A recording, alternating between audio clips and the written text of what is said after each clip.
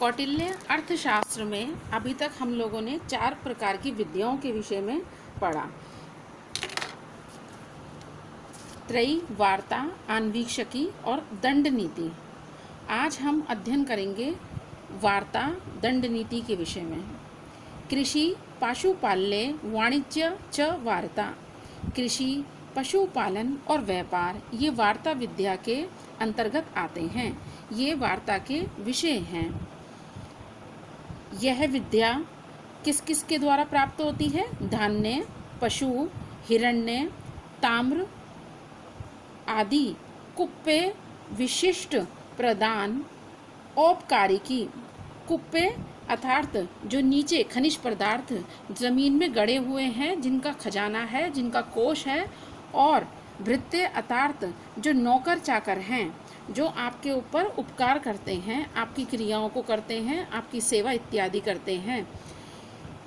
यह विद्या धान्य, पशु, हिरण्य, ताम्र आदि खनिज पदार्थों और नौकर चाकर आदि की को प्रदान करने वाली परम उपकारिणी हैं। आपके ऊपर उपकार करती हैं तो उपकारिणी हैं। औपकारिकी तया स्वपक्षम परपक्षम च वशीकरोति कोश दंडाभ्याम। इसी विद्या से उपार्जित कोश और सेना के बल पर राजा स्वपक्ष और परपक्ष को वश में करता है। राजा के विषय में इसमें बताया है, क्योंकि राजनीति का ग्रंथ है। तो इसी विद्या से उपार्जित जो कोश है, जो खजाना है, और सेना के बल पर राजा अपने पक्ष को और विरोधी पक्ष को अपने नियंत्रण में, अपने वश में करता है। आन्वीक्षिकी त्रयी वार्ता नाम योगक्षेम साधनो दंडः। आन्वीक्षिकी, त्रयी और वार्ता, इन सभी विद्याओं की सुख समृद्धि दंड पर निर्भर करती है। दंड को प्रतिपादित करने वाली नीति ही दंड नीति कही जाती है। तस्य नीति दंड नीति, जो दंड के विषय में प्रतिपादन करे वही दंड नीति है। अलब्ध लाभार्थाः लब्ध परिरक्षिणी रक्षित विवर्धनी वृद्धस्य तीर्थेषु प्रतिपादिनी च। अप्राप्त वस्तुओं को जो प्राप्त कराए और प्राप्त वस्तु की रक्षा करती है। प्राप्त वस्तु की रक्षा करे, जैसे हम पढ़ते हैं योग क्षेम वहम्यम, जो हमारे पास नहीं है उसको तो उपलब्ध कराना, उसको प्राप्त कराना, और जो हमें प्राप्त हो गया है उसका संरक्षण प्रदान करना। रक्षित वस्तुओं की वृद्धि करती है, वही संवर्धित वस्तुओं को समुचित कार्यों में लगाने का निर्देश करती है। अभिप्राय, जो हमने प्राप्त किया उसका संरक्षण, और संरक्षण के उपरांत उसको समुचित कार्यों में लगाने का निर्देश करती है। उसी पर संपूर्ण संसार की लोक यात्रा निर्भर करती है।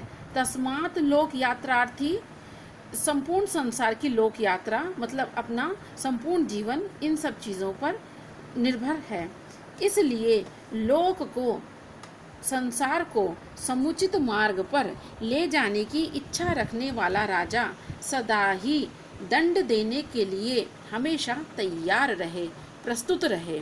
क्योंकि दंड के बगैर क्या होगा? सभी लोग अपनी मर्जी का करने लगेंगे, कोई किसी के वश में नहीं रहेगा, लोग अनैतिक कार्यों से युक्त हो जाएंगे। इस दंड नीति के विषय में भी विद्वानों के अलग अलग मत हैं। नेति कौटिल्य, अब जो कौटिल्य हैं उनका मत, वो इस बारे में सहमत नहीं है। तस्य, किस बारे में? कि इतना ज़्यादा तीक्ष्ण दंड दिया जाना चाहिए, उनके अनुसार ये अनुचित है। क्योंकि नेति कौटिल्याः तीक्ष्ण दंडो ही भूतानाम उद्वेजनीयाः, क्योंकि तीखे, तीक्ष्ण, कठोर दंड के द्वारा हम प्राणियों में भय का संचार करते हैं। उसके द्वारा राजा यदि कठोर दंड देता है छोटे से अपराध के लिए भी, तो वो राजा अपनी प्रजा में एक हिंसक राजा के रूप में, एक निष्ठुर राजा के रूप में प्रसिद्ध हो जाता है। और मृदु दंड परिभूयते।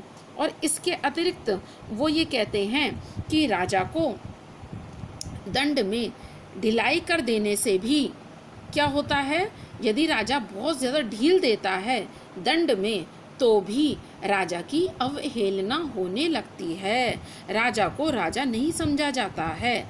यथार्थ हर्रे दंड पूज्यः सुविज्ञात प्रणीतो ही दंडः प्रजा धर्मार्थ कामेर योज्यति। और धर्म और अर्थ के अनुसार राजा को सोच समझकर दंड देना चाहिए। क्राम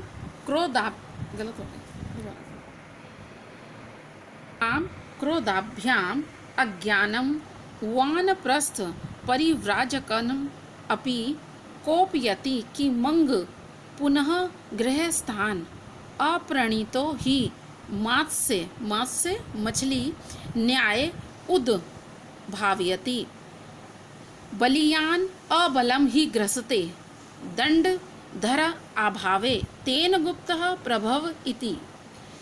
यहाँ पर अब इन सब चीज़ों का दंड के विषय में कि दंड कैसा होना चाहिए उसके विषय में यहाँ पर संक्षेप करते हुए अंत में अपनी बात को समेटते हुए कहा गया है कि राजा को सोच समझकर प्रजा को धर्म अर्थ और काम में के अनुसार राजा को दंड के लिए प्रयुक्त होना चाहिए।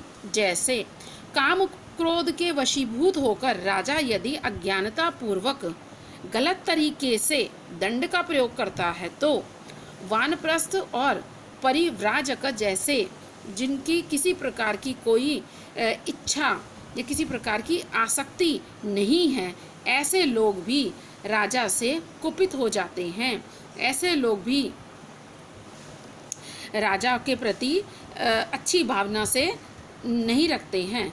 फिर गृहस्थ लोगों को तो ऐसे दंड की प्रतिक्रिया क्या होगी इसके विषय में हम कल्पना नहीं कर सकते, क्योंकि ये जो लोग वानप्रस्थ और परिव्राजक जैसे लोग जिनके मन में कोई इच्छा नहीं है किसी के प्रति, जो बिल्कुल न्यूट्रल रहते हैं, ऐसे लोग ही राजा के प्रति विरोधी भाव रखने वाले हो जाते। तो सोचिए गृहस्थ लोगों की विषय में कि उनकी क्या स्थिति होती होगी।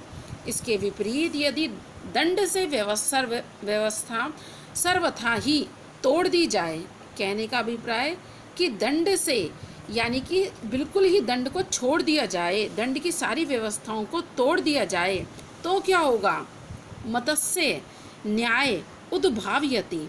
जैसे छोटी मछली बड़ी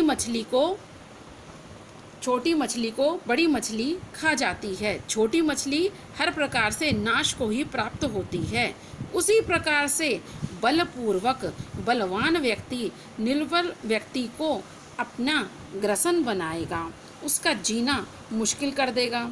और दंड व्यवस्था के अभाव में चारों ओर क्या होगा, अराजकता फैल जाएगी, सभी लोग मनमाने ढंग से आचरण करने लगेंगे, बुरे कामों में लोगों की प्रवृत्ति देखी जाएगी क्योंकि उनको कोई डर ही नहीं है इसलिए, और निर्बल को बलवान लोग सताने लगेंगे। किंतु दंडधारी राजा से रक्षित दुर्बल भी बलवान बना रहता है। जो राजा अच्छी तरह से विचार पूर्वक नीति पूर्वक विधि से दोषी व्यक्ति को दंडित करता है, ऐसा राजा दुर्बल व्यक्तियों को भी सबल बनाता है, उनके लिए भी बलवान बन जाता है। अब इसमें एक श्लोक है, चतुर्वर्ण आश्रमो लोको राजा राज्ञा दंडेन पालितः स्वधर्म कर्म अभिरतो वर्तते स्वेषु वेश्मसु। राजा की दंड व्यवस्था से रक्षित चारों ओर सभी ओर वर्ण आश्रम संपूर्ण संसार, चतुर्वर्ण यानी कि चारों प्रकार के वर्ण, ब्राह्मण क्षत्रिय वैश्य शूद्र, वर्ण आश्रम चारों प्रकार के आश्रम, संपूर्ण संसार लोको सारा संसार अपने अपने धर्म कर्मों में प्रवृत्त होकर निरंतर लगातार अपनी अपनी मर्यादाओं पर स्वेषु अपनी अपनी मर्यादाओं पर बने रहते हैं। वेश्मसु वेश बोलते हैं लगाम को, जैसे लगाम होती है वो निर्धारित, उसको खींचा जाए तो निर्धारित स्थान पर ही जो गाड़ी है, जो घोड़ा है वो दौड़ता है, रथ गति करता है। उसी प्रकार से लोग भी मर्यादा पूर्वक आचरण करते हैं। इसलिए अंत में हम यही बात कहेंगे कि कौटिल्य अर्थशास्त्र के अनुसार कौटिल्य कहते हैं कि राजा को बहुत ज़्यादा कठोर दंड भी नहीं देना चाहिए और बहुत ज़्यादा ढिलाई भी नहीं करनी चाहिए, अपितु उसको नीति पूर्वक आचरण करते हुए और जितना जिस अपराध के लिए नियुक्त किया है दंड, उसको वो दंड अवश्य देना चाहिए दोषी लोगों को। और ऐसा करके राजा अपने क्षेत्र में, अपने राज्य में सभी ओर, चारों ओर अच्छा साम्राज्य व्यवस्थित कर सकता है और जो निर्बल लोग हैं उनको सबल बना सकता है और जो दुष्ट लोग हैं उनको अपने नियंत्रण में रख सकता है। इसके आगे का हम वृद्ध संयोगः अगली कक्षा में अध्ययन करेंगे।